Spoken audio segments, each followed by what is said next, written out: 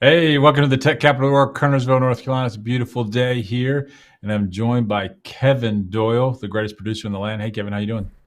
I'm great. It's officially Windows 11 today. A Windows 11 day. Windows That's a 11 pretty day good today, I day. guess. Yeah, Yeah, yeah. I just finished watching up part of their little announcement thing. It's kind of cool. So we'll talk about that a little bit. But there's some cool stuff. you got new posters.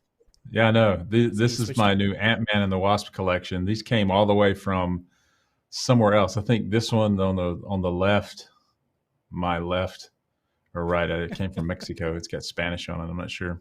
Oh, I like it. The No. international flair. Yeah, it's Ant-Man an and the international Wasp. poster. So, like, and then I just like Ant-Man and the Wasp. I think it's one of the more unique movies in the MCU history. Yeah, Yeah, I think it's I think unique. I so. like it. Yeah, Yeah, I like those movies. I think they're good. I've been watching back a bunch of those too. I yeah, haven't got to that one yet. I've been watching them sort of like, on the yeah. weekends. I'd be like, watch another Marvel movie. And I've been slowly getting through them. I've made it all the way to, man, what am I on now? Ragnarok. So I'm quite Okay, a chunk in. I've done pretty good. it's kind of funny. So I think the Ant-Man and the Wasp's coming up soon in the I've been MCU. watching all the Fast and Furious the last week. I've watched one per night, pretty much. So we're getting ready for 9. You know, I don't. I told you before when we talked about this. They all blend together for me. It's one long movie. I cannot. it If is you asked me any plot point from any Fast and Furious movie, firstly, I'm not sure that I've seen them all. right. Secondly, I couldn't name one plot from one of the movies because you asked. We were talking the other day. And I was like, oh yeah, the last one I saw was the one where they're on the island. You're like, that's Hobson Shaw. That's It awesome wasn't even. show. It wasn't even an official Fast and Furious movie. Like it's in the universe, but I'm like, yeah, Mhm. okay, yeah. I don't know my Fast and Furious. It's just, yeah. I like cars, but I don't know. Yeah, It's it's me. pretty funny. Like it's kind of ludicrous, but it's kind of funny. So Yeah, yeah. They got a little bit crazy, didn't they? They just really yeah, did. I'm hoping that they actually Um, deliver and go to space. That's what we want. We is want that what they more want? So hold on. Are there 9 movies? Is that what it is? This is a the ninth last one coming Fast out, Nine's coming out. I think it's Friday or whenever I have tickets for. I think it's Friday. and that's it. It's the ninth movie. So yeah, Yeah, Jason, nine I could movies. be Who wrong. knew? No, I think that's. I think you're right. I think that's why it's called Yeah, that, right? I mean, that would make sense.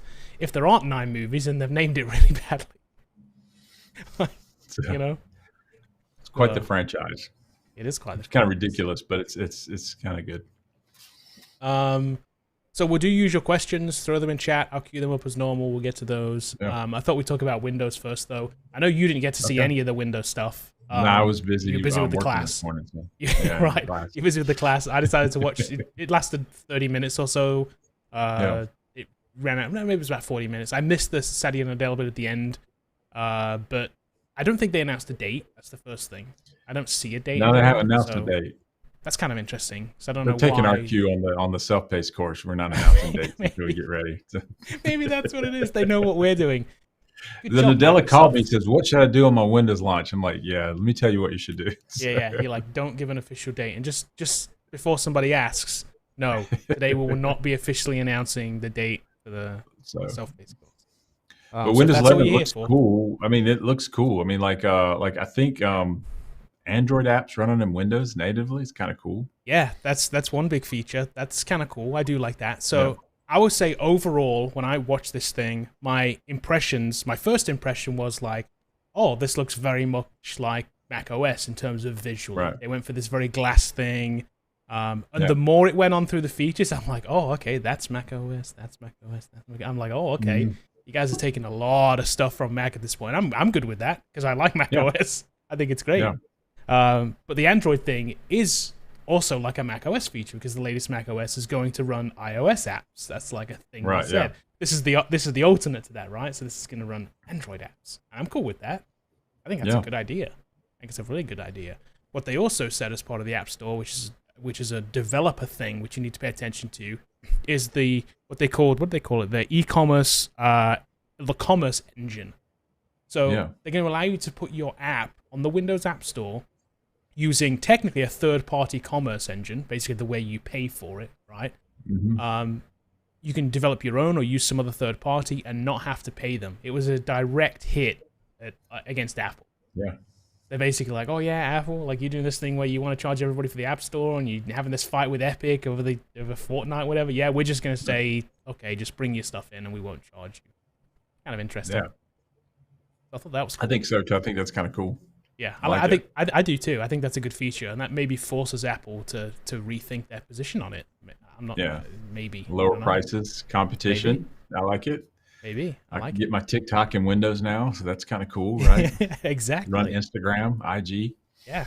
Without going to the website. So that's kind of neat. Some other cool things they had too was gaming stuff they had. So they're bringing a bunch of stuff from Xbox back into it. So HDR was one of them, and what do they call it?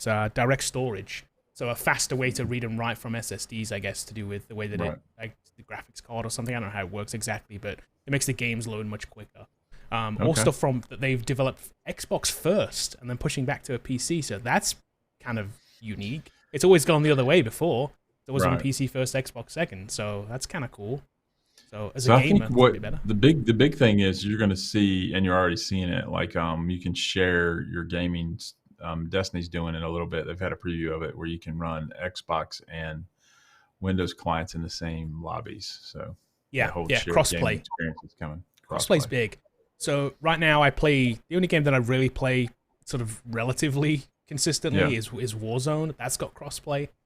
So you couldn't be playing in a lobby with, I'm playing on a PC, I can be playing with people on an Xbox and people on PlayStation, and everybody's in the same kind of lobbies, which is a difficult thing to get right in terms of balance, because it's obviously you have an advantage with aim and things on a keyboard and mouse versus a controller. Absolutely, but they give you extra like aim assist on a controller, and it's like, so they balance it and try to balance it out like that. So it's kind of interesting. Then there's people like make their keyboards and mouse look like controllers and stuff like that, and try to like and try and cheat. Exactly. Try and get the aim assist and use a keyboard and mouse. Mm-hmm. They didn't mention this, Walker. I don't think Cortana is there. They certainly didn't talk about it. Put it that way.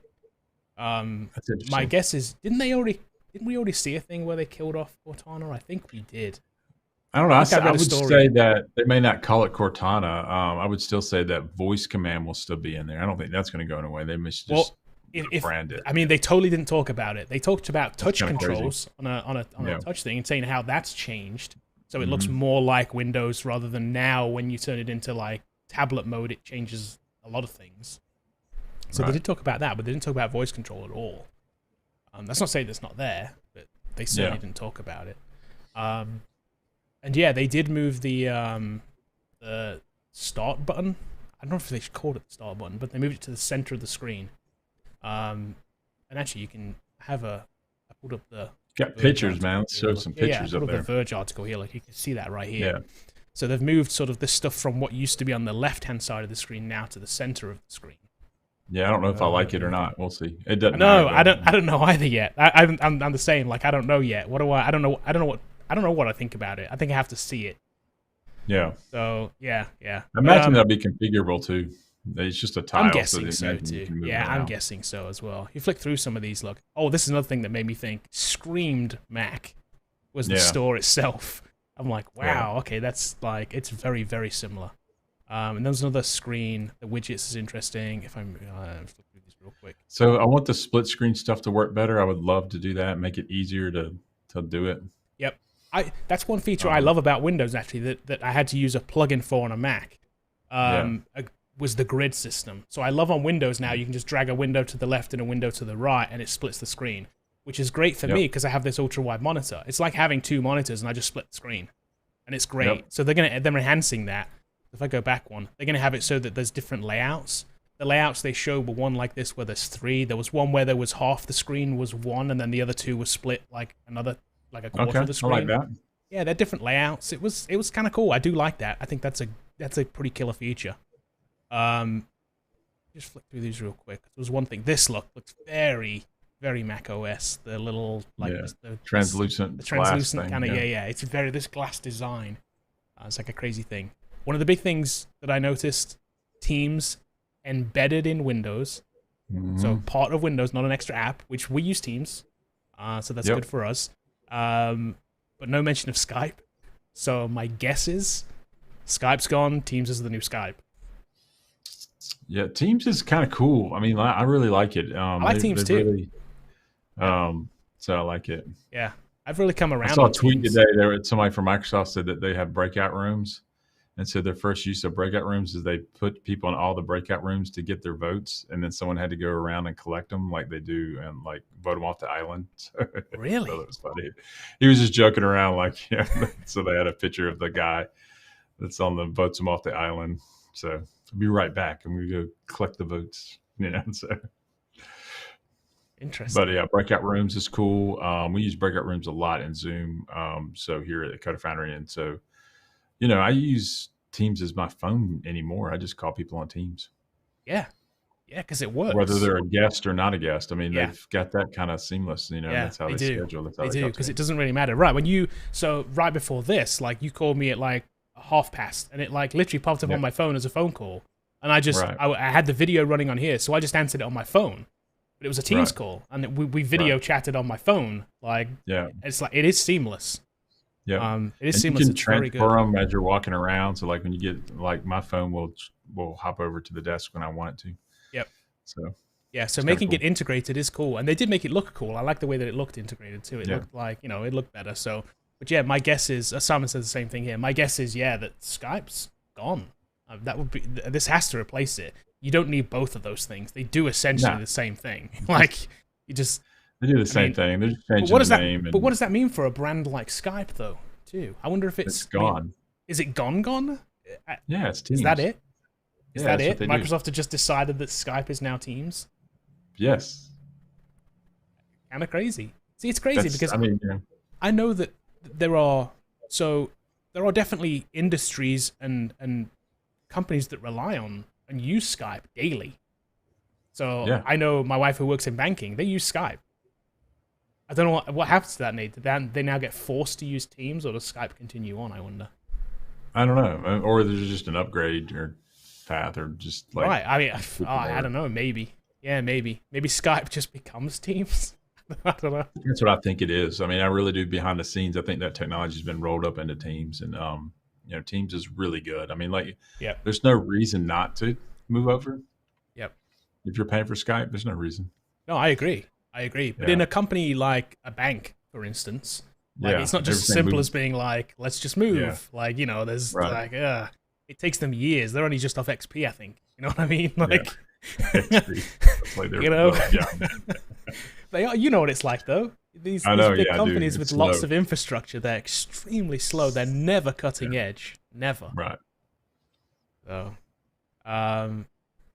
this is the big thing that you're interested in, is it, Bobby? Android apps. Android apps come to Windows. I mean, another store. I'm not sure how the integration will work, where you have to push it to both. But that's kind of cool. I mean, it gives you another audience, and those things run native on Windows, which is cool. Yeah. If you think about it, so now you can build an Android app that runs on Android and Windows. Exactly. By the way, the example they showed of an Android app running on, I think, was TikTok. Yeah, TikTok. Microsoft are like, please let us buy you. We're trying to buy you. Come on now. I was like, that's pretty funny. I like that. Kind of interesting. But a lot of Mac OS stuff going on, and I'm totally okay with that because I like Mac OS. So the more Windows gets towards Mac OS, I'm good with that. Yeah. So kind of interesting. They did mention there's a developer specific video going out at 3:00 today. Right. Related to Windows 11. So I'm guessing that'll also have some .NET 6 stuff in it. So if you guys are interested in that, or Maui or something, I mean, like it's got to have some. Yeah, exactly. So the fact that they had to announce Windows 11 first, now they can put out this developer video. So 3:00 today, 3:00 Eastern. So a couple of hours from now, there'll be a specific developer video. So we'll definitely check that out. Maybe we'll talk about that next Tuesday. Whatever goes in that. That's cool. Okay. So send us a question. If you want us to answer it for sure, just hit us up on the super chat. Thursday tacos is always good. So, cue them up. Oh, is this? I haven't looked this up, so I'm just going to speculate on this. Jason says that officially announced end of life of Skype Business Online, effective July. It's not going to, there's no way, right? It can't be effective. Yeah. They can just quit it. I mean, a month? Maybe that's been announced for a while. That's kind of crazy. Maybe. But I mean, it probably worked. There's no support. There's no EOL means sometimes. I'm telling you, that's going to send. If they announce that today and that's the date, that's going to send a bunch of IT guys at large companies scrambling today. They're going to be freaked out about switching over to Teams. Yeah. Gens us all in for MSN Messenger. Or even further back, like ICQ. I like that. What AOL? What was the one with Go for AOL? old school. Yeah. Yeah, it was like AOL Messenger, wasn't it? ICQ was like Yeah. the alternative to that. It was the Yeah. I like that. It was a good chat. And yes, Simon says he likes the price for existing Windows 10 users because the price is free. Free. Again, a So they're very getting on the Mac Apple OS train. move. Yeah. Yeah, you want Big Sur, it was free. So like I think that's a good move for them. Definitely. So Mac OS hasn't always been free. It hasn't always been a free upgrade. Back in the Big Cat days, I remember buying Snow Leopard. I remember going to the store to buy it. It was the last one I think you could buy before you could download it. And even some of the downloads when they first come out weren't free either, but they were like $30 if I remember rightly. They weren't expensive. But the last, I don't know, maybe 10 have been free. So I like that move. I think it's good. If you've already bought in, you should just get an upgrade. It seems like it, but Yep. Microsoft has that or a whole OEM problem where Mac controlled the hardware, so they always had a problem of who owns it, who has it, and that kind of stuff. Yeah. But apparently they figured it out. Yeah, I mean, it does make sense. I understand why you need to charge for it. It does make sense because you're right. The OEM problem, everybody else is building your hardware. So it's kind of you got to get paid somehow. Exactly. Yeah, so we'll see. Maybe later in the year. I won't be jumping on it day one, probably. As history says you shouldn't. But but I'll give it a few weeks first. I'm going to download it and put it in my my Parallels for sure. Oh, definitely. A virtual machine, 100%. Like, I would have no problem putting it on a virtual machine. But I'm not going to put it on here.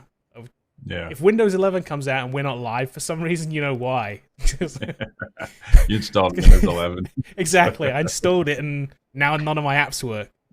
So, because that's the luck we would have with it. So, yeah.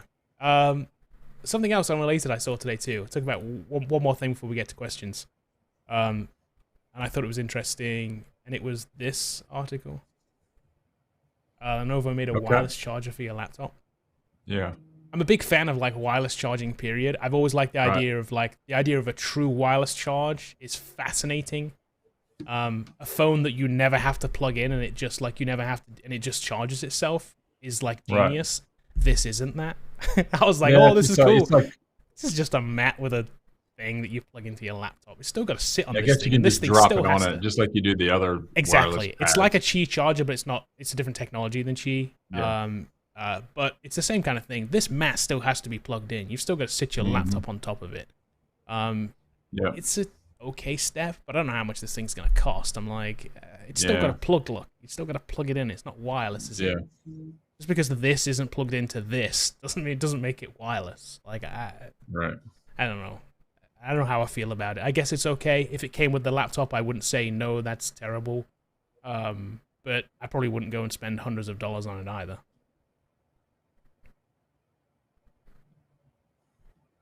Okay.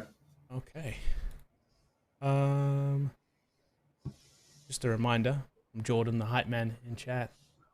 Thanks, Jordan. Stop by to smash the like button.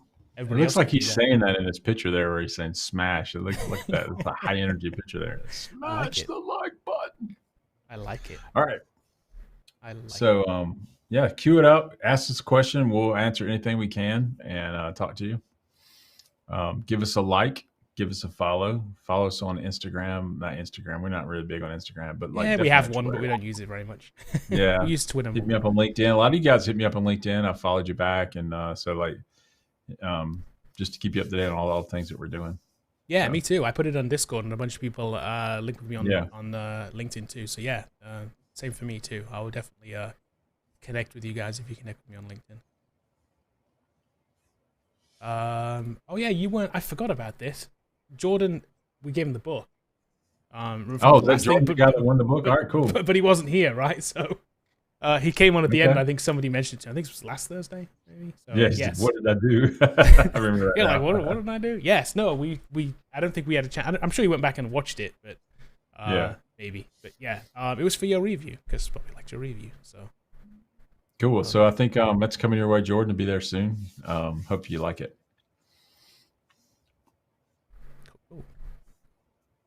Okay. Let me queue up some of these here.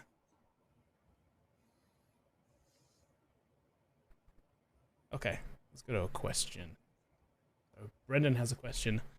Okay, Brendan. It says, "Hi guys, I'm starting to learn MongoDB. There is a lot of content. Would I need to be completely affluent in the subject before applying for a job, or just fundamentals?" I think obviously the more you know, the better. But like, I don't think you need to be completely affluent in it. I think the fundamentals is good. You should be able to create your stores that your app's going to use and learn how to connect to it through your app and how to like update data, read data, delete data, insert data. I think it goes for So everything, right? Any kind of technology yeah, when you're learning, yep. our advice always comes back to, can you build something with it, right? Yeah. So ultimately, you're going to have to build a I mean, website that hits Mongo. I mean, so like, so the or or something else, but like in general. But yeah, but don't get into the realm of I have to know everything before I can apply. You don't have to know everything. You're never going to know everything. You'll never apply that way. So like, I would build a project with it, and then if you can build a project with it, then start applying. So, yep. hope that helps, Brendan. I mean, really do. Good luck. Okay. Mahadi wants to know why .NET has a lot of haters between geeks. Why does I don't know. .NET? Like, do Why does we have .NET get haters? hate? Do we have haters? Are I we known to think. be Well, haters? I'm gonna say yes, they do, and I think it's. Okay. I think it's Microsoft's problem. Based Yeah. on history. Yeah. They just have people just historically Microsoft have done some weird things. They've been a Oh, so closed you read god, the and question differently. So you're saying that people hate on .NET. There's a certain camp that just hates .NET because it's yeah, from Microsoft. Yeah, I yes, got you. yeah. And I think that's what it is. I mean, that would be my Yeah. take on it. I think that's Yeah. why they Yeah. don't necessarily hate .NET. Trust me, they haven't. If you've used it Yeah. and You you've built haven't tried something it. with it and you've tried it and played with it, you're not going to hate it. You only That's pretty hate it good. if you haven't played with it. Right. And that's just a thing. And that's just like, it's like brand loyalty, right? I get it. Like, people are into their own thing. Like, there's people who I do think ate though. Apple stuff. I do Hashim, think talking there's to a you. group of people out there. Yeah, like there's a group of people out there that if you don't use what they use, they feel like they have to hate the other thing. Yeah. And I think technical people can be put in those camps sometimes. Um, so I don't hate anything. I just use what I use and try to make it work where I want to do it. So, Yep. But I don't know but why. like most people can't be good natured about what they know to do. They just have to like. I've seen some wars that delve real quickly, you know. Right. So, Yep. I mean, just if you want a tweet that goes viral, just you can Just, continually tweet this like every week. Is HTML a programming language? I think it is. I yeah. mean, like just Yeah. watch what happens. Just go You tweet know, JavaScript sucks and leave it at that. yeah, and And just you'll watch just, what happens. You know, like, like yeah. um, And you'll get both sides, too. you You get get both people that'll sides come of and it, and support then your opinion. You get people that will come and say horrible things and to you. ultimately it debases into arguments. So that's Yeah. what I always find funny. Like these people are like yelling at each other, like you don't know what you're talking about, man. Yeah. Language is in the end of HTML, but it's a markup language, not a programming language. You forgot the M.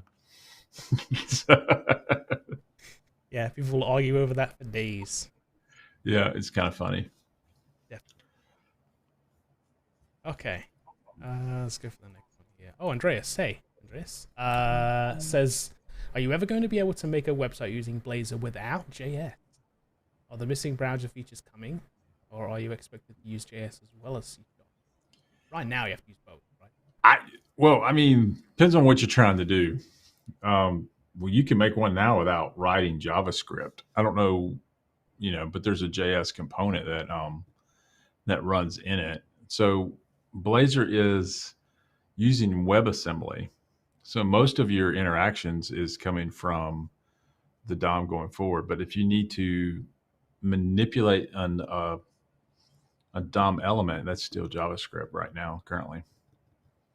But I mean, you can build things. I built a movie site without without a lick of JavaScript. So I think you can do it. But are there cases where you have to, and that's why they have JS interrupt? So inside of there, I think that's just the way it's going to be right now for WebAssembly. Right. But doesn't mean that it won't ever not exist. I'm sure things will get added to that as we go along. So. Okay. Do you guys use a stylus for your computer to do graphics? I'm really wanting to get into some art graphic design. Looking into a stylus. Any thoughts? I'm not that good, man. I mean, like, you know, like. I have the pen for the iPad. I use that, and I also have a tablet that I use. Now I didn't get the Wacom tablet, whatever you want to call them.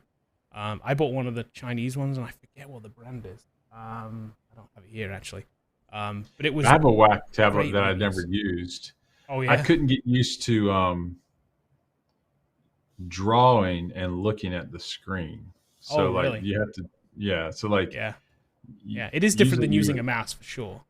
Yeah, so like when you're looking at, you're typically looking at the paper if you're drawing something in pen and paper, and the Wacom tab is just black, so it doesn't show you what you're doing. So you have to look over here, and you're drawing over here. You know, so I always found it difficult. But when you watch some of the Marvel guys that I follow on YouTube, they'll show them drawing on those tablets. It's amazingly good. But some of those tablets, the screen and the tablet's all built in together. Yeah, some of the more expensive Wacom tablets have that. Yeah, they are very cool, but they're also very expensive.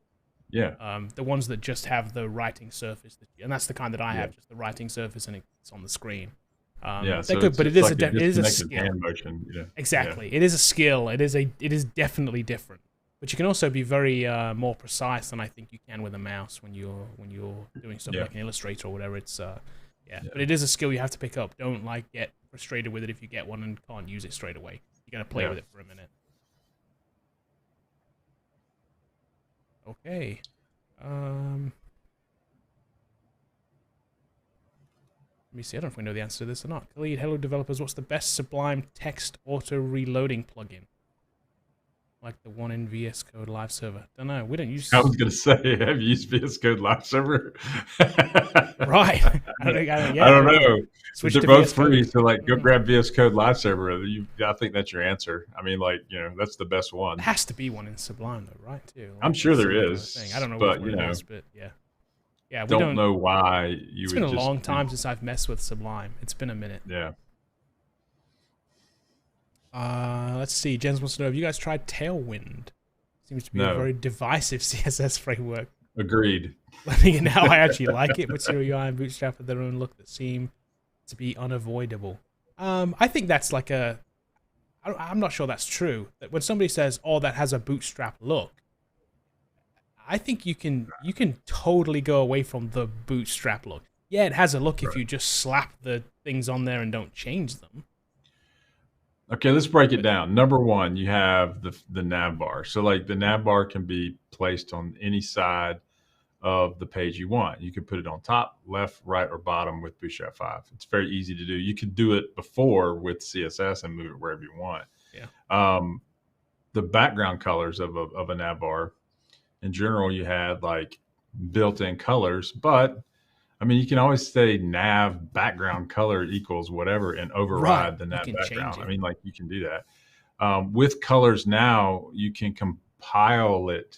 It's a little bit more complicated, but if you're looking at Tailwind anyway, it doesn't matter. So where you can have your own, you can just override the variables and change it to whatever you want. I think it's a lot more flexible now.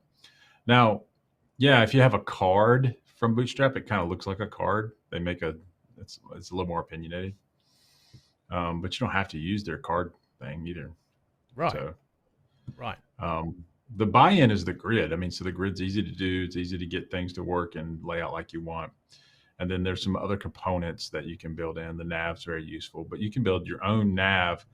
Nav is not really even that really complicated on there. It's a semantic tag with UI and LIs in it, or A tags. And it controls the stacking, which you can do very easy with CSS. My problem with Tailwind, it seems like there's a lot of work to get up and going. Yeah, it wasn't as simply as I know. I had to look at it too, because I was like, oh, it's interesting. What is this thing? And I looked at it and I was like, oh, it's not as simple as Bootstrap where you just slap the CDN on and it just works. No, which just for me is great. To me, it's a little different, and their approach is different. I don't know if I'm that's why it's divisive. Like, should you do that? You can, and so just look at Tailwind and you see what I'm talking about. It's like it's kind Isn't of the weird point the though way ultimately that with Tailwind, it doesn't it kind of build what you need? Isn't that kind of the point to make it you're smaller? building up your own framework, to so to speak. There's Right, but so because it makes a smaller file or whatever it is. Is that how? Is that yeah, how it but you works? got to do a lot more work. I mean, so like You do. No, just, I agree. yeah. Yeah, yeah. So in my opinion, Bootstrap works for most things, and if you are on a project where it's very very specific to the brand and whatever, then maybe Tailwind makes a case. But if you're just laying out your personal portfolio, I mean, I don't know what you couldn't do with Bootstrap that you want to do. I think the thing is too, It's just my Tailwind's opinion. kind of popular right now. It's like it's a little bit like so there's have that going for it. If you have that on your Well, resume that you I know would how to say do it, that it is popular in a certain like tech okay, Twitter. okay.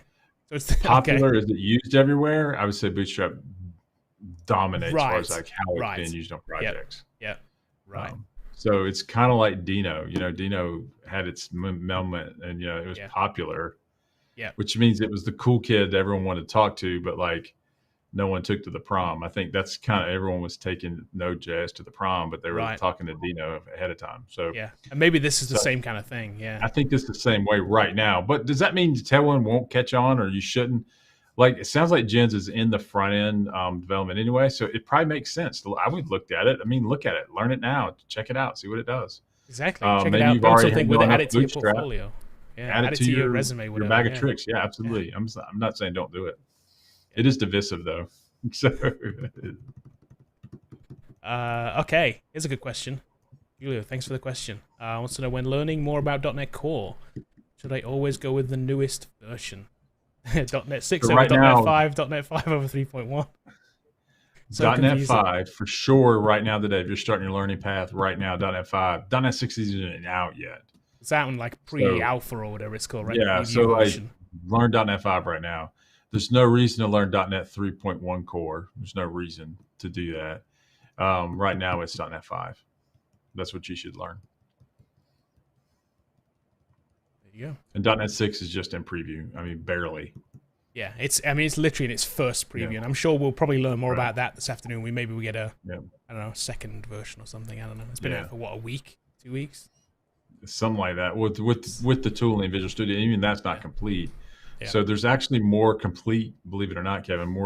It's more complete in Visual Studio 2017 than it is in 2022 Visual Studio Oh, right now. really? Yeah, because Visual Studio, it's a rewrite of that plus .NET 6. So they're still working on. Okay. But it'll all get there by the end of the year. They'll all get there. So. Cool. Hamza wants to know, what do you think about the future of Java? So when you say future next 3 weeks, it's fine. I mean, next 3 years, probably good. 10 years, I have no idea. Like these things do go in and out of popularity. The thing that concerns me most about Java is go look at what Google is doing with Android and that development effort and what the language is there. No longer is Java the first tier language there anymore. So that is, Flutter, Dart, that's what's happening over there. So I think that was what gives me concern about the future of Java. Because I feel like when we talked about the Java running on devices, Java running in websites, and Java running on Androids, the devices and Androids that's where Yeah, most that's of the it was bulk of coming it. from. Yeah. So like websites, yeah, you can do it. There's JSP, Spring MVC. There's a lot of things out there, but like most of it is being sent around those devices and mobile. And now Google's kind of moved away from that, so that could limit the future of Java. I don't know. But if you already know it, it doesn't mean you can't get a job with it today. You absolutely can. So just look around in your area and see kind of what they're hiring for. So I'm not saying it's dead by any stretch of the imagination, but also look at who's maintaining the JDK and those kind of things. Who's doing that? How often are they doing that? Are they really committed to it? So whereas Microsoft is committed to C# and F# and the .NET framework, they're rolling it out as every year now. So it's very exciting on the C# side. Okay. Restless Thing says, so you're looking for Wi-Fi for charging devices? Yes. I mean, electrifying. I don't know what the technology is, but I don't want to have to work it out. But yeah, that's what I want. I want my phone just to continually charge itself, however that works. I mean, we have watches that do it, right? Like kinetic energy watches. Without melting your face. Well, yeah, exactly. Without getting electrified. Microwave beam just being beamed right through your window. So if somebody could just jump on that. If one of you guys have any ideas for that, jump on that. That's what I want. Right. I want the never-ending power supply. That's all I need. I'll get to that after I get my perpetual motion machine working. To work on that. So. Okay, cool. I like it. Next Tuesday. I'll get on that one next Tuesday. So yeah, exactly. You need another week to work on the perpetual motion machine. Okay. Yeah. Okay, let's go on to our next question. And someone wants to know any news information regarding the development experience on Windows 11 this afternoon at 3 o'clock. Look at that 3 o'clock. Follow the .NET 6 people in the blog. This is where this is going. When you look at .NET 6, this is heavily focused on the Windows development experience. The biggest exciting thing is cross-platform desktop, which extends to iOS, Android, Windows, and Mac OS, where before you had WinForms, which was really heavily tied into the Windows subsystem, and you could only write a WinForms app could only run on Windows because it was like making calls to actual internals in there. So now using the Xamarin tool sets, now we're being able to build these kind of like abstracted UIs that will run anywhere. And then the compile time figures out how to make that all work under the hood. So that's what's really exciting about Windows 11. So what are the controls going to look like? What is like your, building the kind of apps you see? You'll see that coming from control vendors like Telerik, and those kind of guys will build things out. So we'll just see kind of what they're talking about. I wonder if they'll have a catchy name, like remember Metro? It was like Metro development on Windows, that didn't last very long. So no, I don't know. Maybe we'll see. We'll see. Yeah, we'll see what happens. Maybe they'll talk about it this afternoon. They didn't mention any. There was no trigger words that I heard in the description when they talked about the UI, so I'm not sure. We'll see. Zach wants to know if we teach React.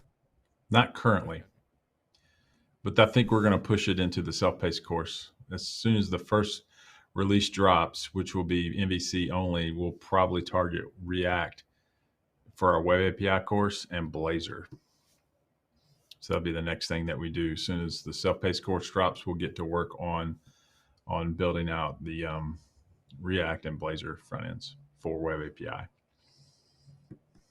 Actually, follow-up question about something else. Do we teach Dapper? Or is it exclusively Entity? Right now, it's all Entity Framework Core. We used to do Dapper, but we just have since we didn't use Dapper. We used something else, but like another one like Dapper.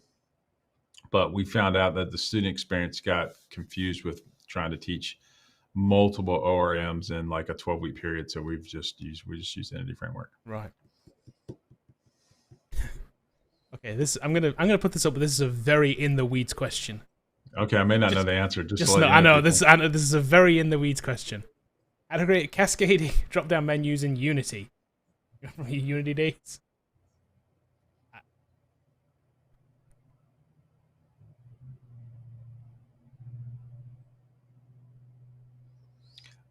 I don't know how to do that in Unity per se, but like in general, just Google that. That's not hard to do. Though. I'm gonna say, I think you have enough information there to be able to Google that. Yeah. So like one of the things I'm doing in Movie Pro, one of the apps that we'll have on the in the self-paced course allows you to pick a movie from a drop down, and we're using type ahead so that it can go out and hit the API.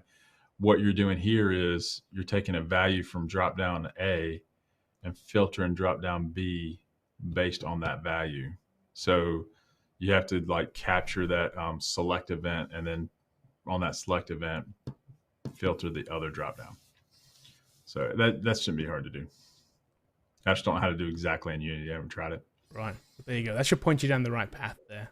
Yeah. Okay, question about the course from Kev. This is actually a follow-up to this too. So how prepared will the course make us for our first job? I've been working at a digital marketing firm on WordPress sites, so I wouldn't call myself a developer. But then also it tied into that, my title in the company is web developer, and I suspect that that will be a good resume filler. You thought correctly. I just want to get as prepared as possible. The real question. So Kev, here's what you're going to do. You're going to build websites without WordPress. You're going to build them with ASP.NET and MVC. Okay. And we're going to build multiple front-end portfolio sites. We're going to build 5 or 6 JavaScript-centric projects. And then you're going to, from there, once we learn the basics of writing JavaScript and coding, we'll move on to C#. Inside of C#, we'll have an intro course where we'll rebuild some of those JavaScript apps that you built beforehand. And then now we'll build those out in MVC. So like we'll take one of the classic examples is Fizz Buzz, which is Fizz Buzz, the coding challenge. You build that in JavaScript, and then we turn around and later on we build the exact same thing in C#. What that does for you as a student is already understand the problem domain. Now I'm just applying the new syntax that I need to know. And so that allows you to assimilate information better. And then from there, we go on to like, we'll build a calculator app where we do mortgage calc, we do that in JavaScript, and then we transpose that into C#. And then from there, we move on, we'll build like a mini address book, probably something like that. And then once we've done all of that kind of intro stuff, we'll start building our blog site so that you can write articles, and that has roles, permissions, identity, database backend, all of those things. And then we move on to the bug tracker. And after you build all of that, you should be pretty comfortable in building almost any MVC app. So hopefully that will prepare you. Now, depends on how you take this course. If you try to do what we say in the course, which is like, hey, here's the specs, go try to work on this. Or if you just copy the whole way through and just copy the whole thing, then maybe you don't pick it up as well. But like, it just depends on you as the learner. I think everything's going to be there for you to do it, to be successful. Our goal is to make you work as a developer. Our course is built around that. Yeah, that is the entire goal. That's the goal. It's not really learning to code. Like, it's so that you can learn to code to get a job as a developer. So I think if you can build the bug tracker and you feel like you did it all by yourself and you could recreate that thing or build something similar, then you are a developer, and then you can work as a .NET developer, because the bug tracker is not an easy feat to do. We will have a section at the end of the course too about like getting the job as well, like interview techniques and those kind of things. So yeah, exactly, that'll be in there too. Okay. A question. One wants to know, as an employer, you're willing to remotely hire people from all over the world. What do you think about hiring someone from Latin America? What do I think about it? Yeah. So I would obviously we gotta talk about language barrier and timing, and then I would have to look at like what I'm trying to build in that general. So I don't think there's any. I think it's going on all over the world already. So it's not like I'm gonna like set any kind of like goal here for people, but like we would look into it. It's not something you've had to do though to this point, though, is it? No, we got a lot of U.S. based people that we've done, and we're training people here in the U.S. In our boot camp. So I'm more training people here in the stateside to try to take jobs that are happening in the U.S. That's what I'm trying to do. But if you're out there and you're in Latin America, language could be a problem, but then time zone could be another problem. So if you're I think you should change your time zone based on who you're working for. So like depending on, where you're at in the time zone. So, if you're 3 hours, it could be all Eastern Standard Time. I really don't know. Or you could be on Central Time, which isn't so bad. And then if you're on West Coast time, that's not so bad either. I don't know all the time zones in Latin America. But definitely you just got to build a rapport with people, find a way to stay engaged with what they're doing, deliver on time, make it convenient for them, and then just deliver value. I think you'll be fine. There you go. N17 Hero is going to have the wireless charging by next week. Exactly. I fully expect a full working demo of that by next Tuesday. That'd be amazing. So N17 will wirelessly charge my perpetual motion machine. Yeah, that's what happened. So even though it doesn't need energy, just in case. you So go. Anton wants to know if you should buy a Mac or not. it's up to you. I don't know, man. I mean, like, do you like Macs, or are you a developer? If you're a There's developer, you need to run considerations Windows with a on it. Mac. Yeah, there's considerations with a Mac, isn't there? Yeah, There's things you have to know about what you're getting into when you buy a Mac as a developer.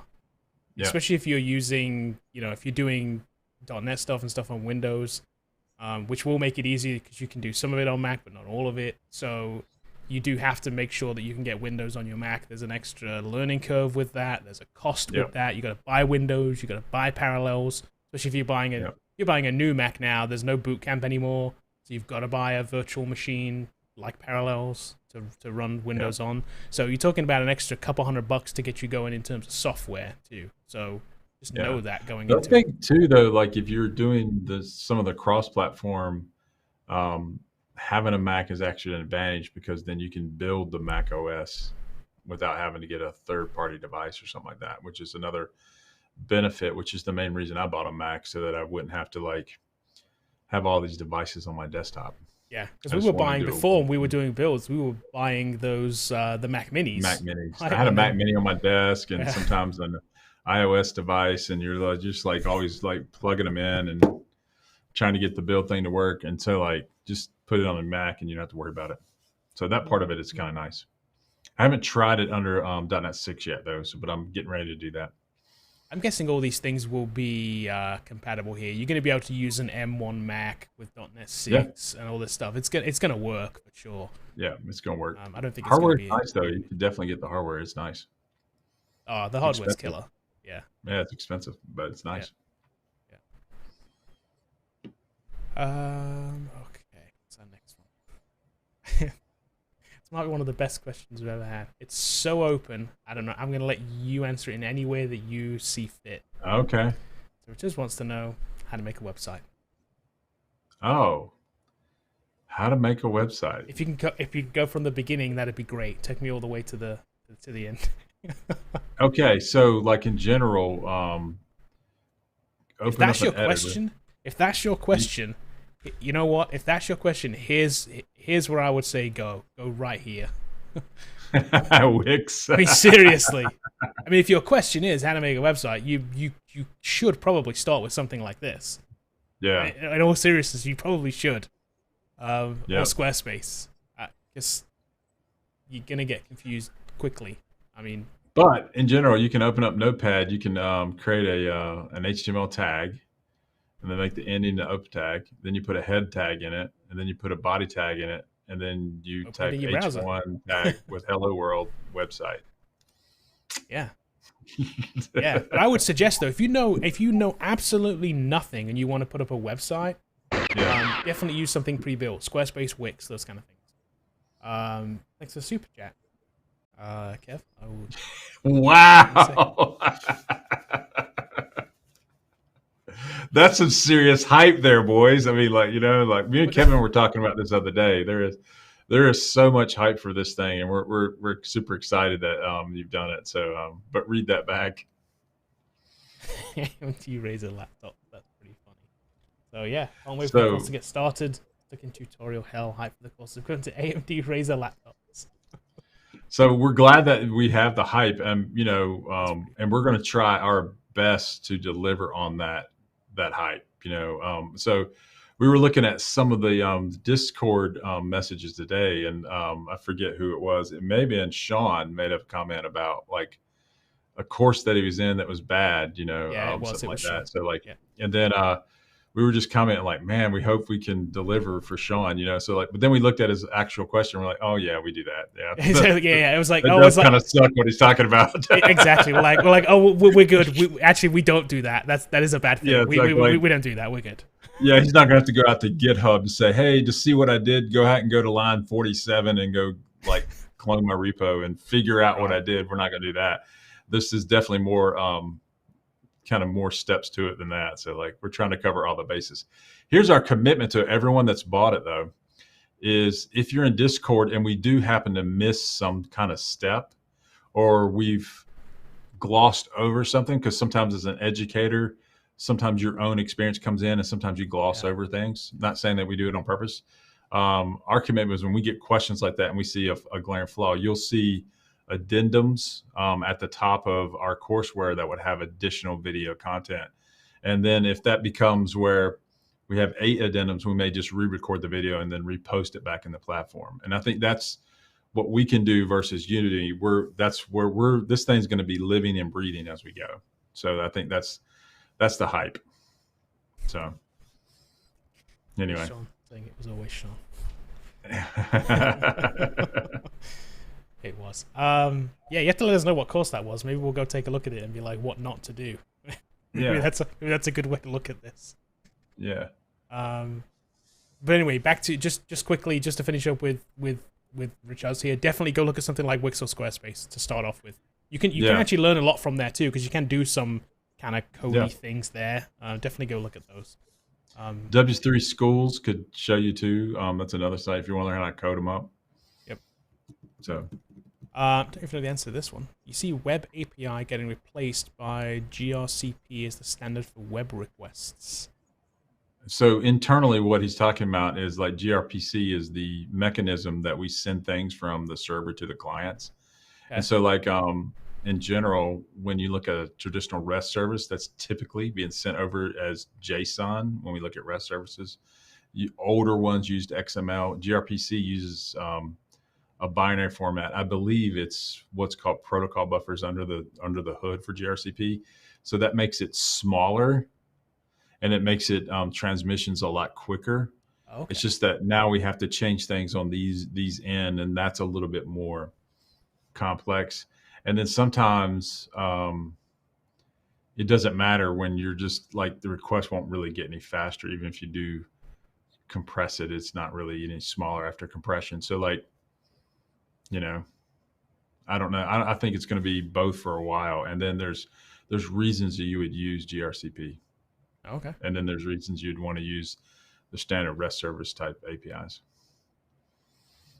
But I do know companies that have moved over because that has saved them significant time and speed. It's very fast. Depends on what you're doing. It's possible. Kevin wants to know, said he'd like to work for Code Foundry Remote. Saw a posting LinkedIn the other day. Did you fill it? I've got several Working things. On it. Working on stuff. Yeah. So, we've got several things that we're working on. So I haven't filled all of those yet. No. Jose wants to know, how can one position themselves in getting a first job as a junior to mid-level developer position if you've had experience in another area of tech, such as business analysis or project management? I think that helps a ton. I mean, you just basically build a portfolio, show that you can write code, and then don't sleep on the fact that you worked in tech in other areas and things like that. Yeah, and just leverage talk your about existing journey stuff. from BA to project management to coding. Yep. It's Alantonio Alantino.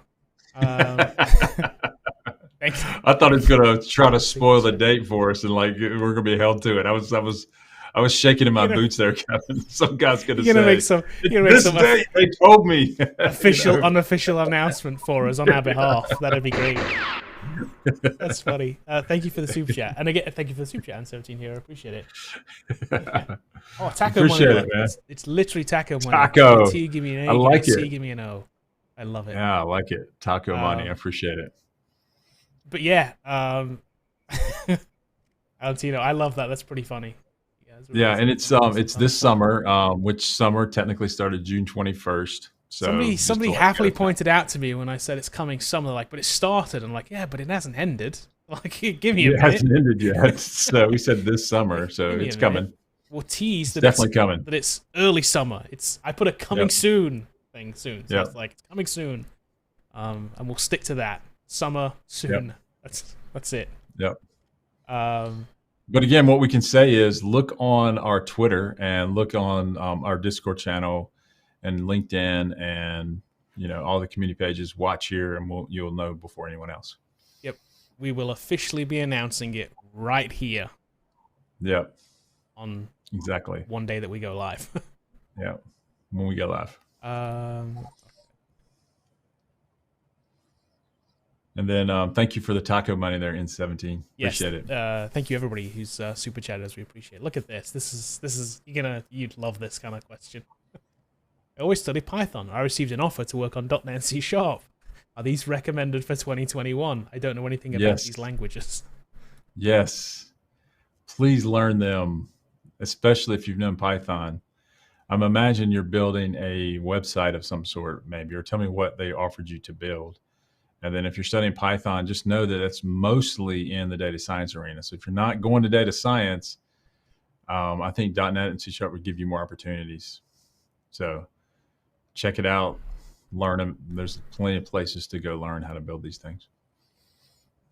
So yeah, tell us what you're building there.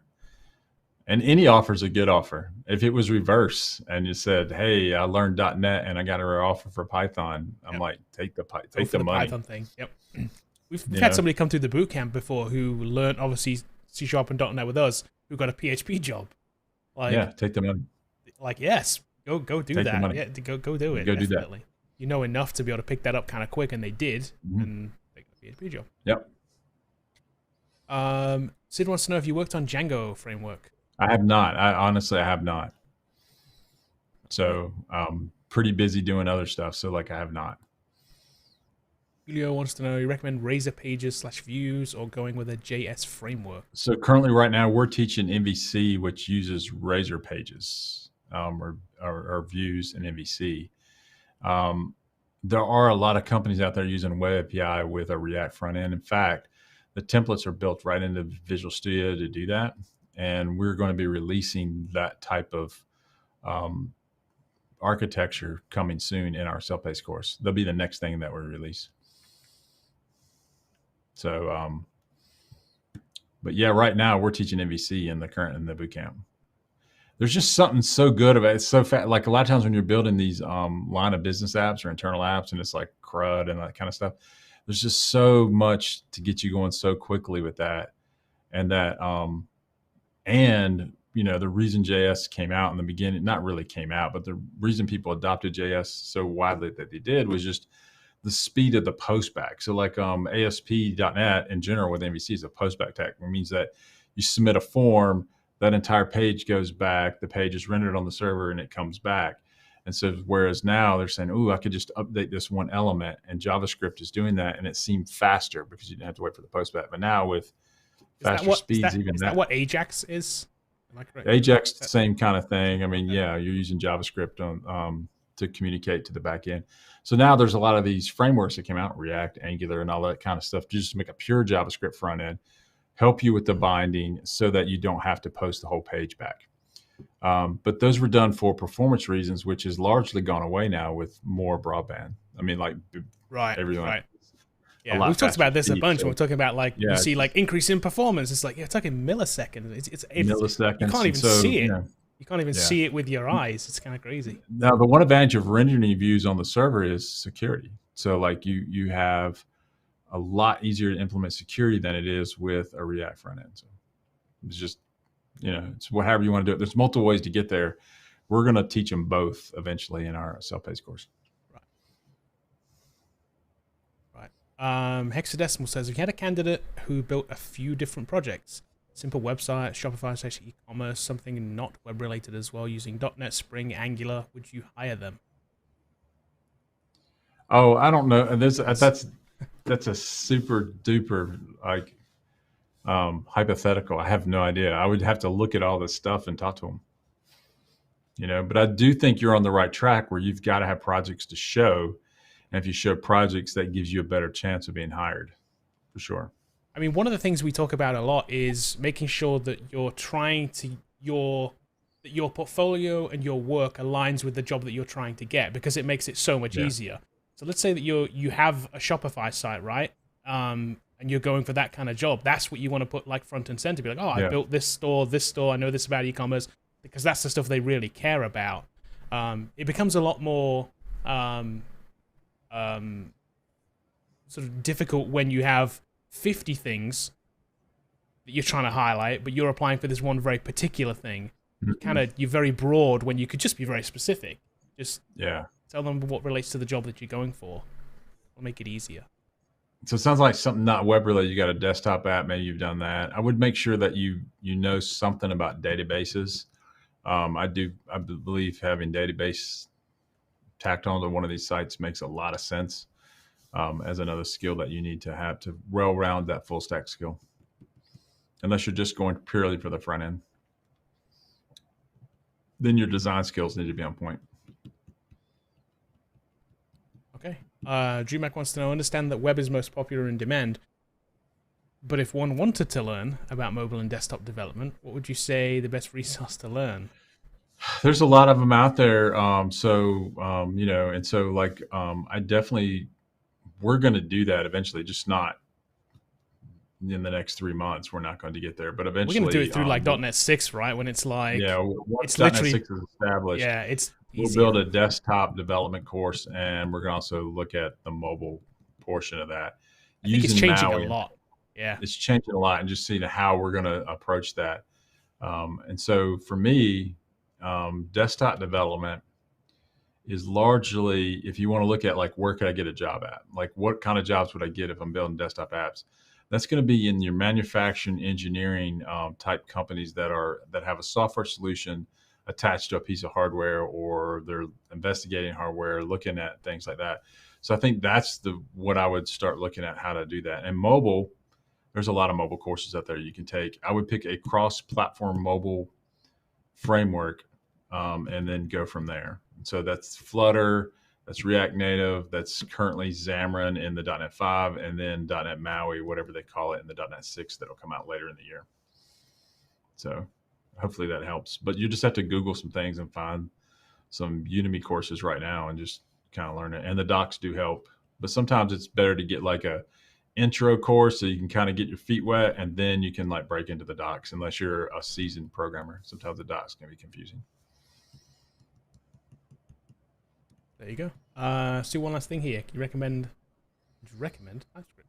Yeah, I think so. We're still doing vanilla JavaScript right now. I think eventually we'll definitely be doing TypeScript. I definitely think that's where you should probably be at this point. Yep. We may be a little bit behind on that just because of it. It's just one more thing to teach in a 12-week period. And so but right now we're just purely vanilla JavaScript right now. Okay. Yeah, we used to do jQuery, didn't we? But we don't do that anymore. We dropped that like Bootstrap. Dropped it. Yeah, I've never liked jQuery, but I just used, but that's just me. Yeah. Okay, cool. We'll be back. Is that it? Are we That's done it already? Wow. That's it. 104. Yeah. All right, cool. We'll be back on Tuesday. Sean said that he had some top interview questions. I want to know, Sean, what was one of those questions? What was that? I didn't see that question. It was early in the day. Oh, okay.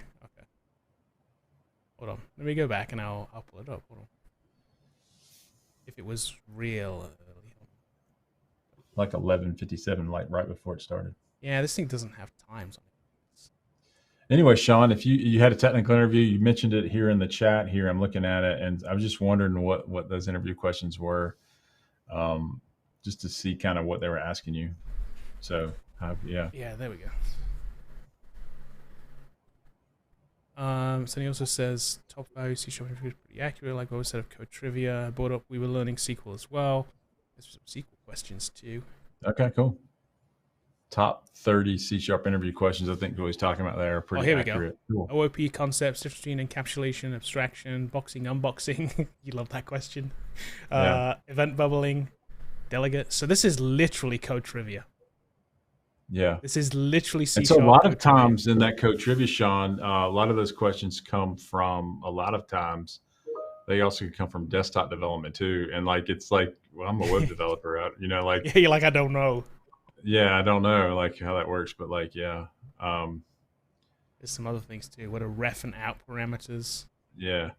And then some standard SQL stuff he said too. Select view, store procedures. Okay, cool. List joins. So yeah, you know what the difference between truncate and delete is, Kevin?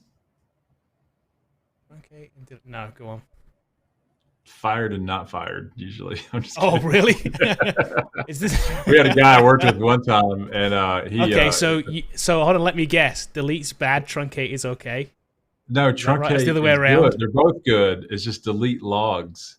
Truncate does not. So like Oh, okay. See, I would have got that wrong straight away. so like if you delete things from a table and you say I'm going to delete from a table, it's a logged operation. So that means that if you delete it, you can actually recover things. Right. I understand you can put things in a transaction. I get that, but truncate, you can truncate it and there are no logs. So I've seen guys truncate because they're trying to delete data, and then they messed up and they want to roll it back and they didn't put in a transaction. There's no logs, there's no backup. It's gone.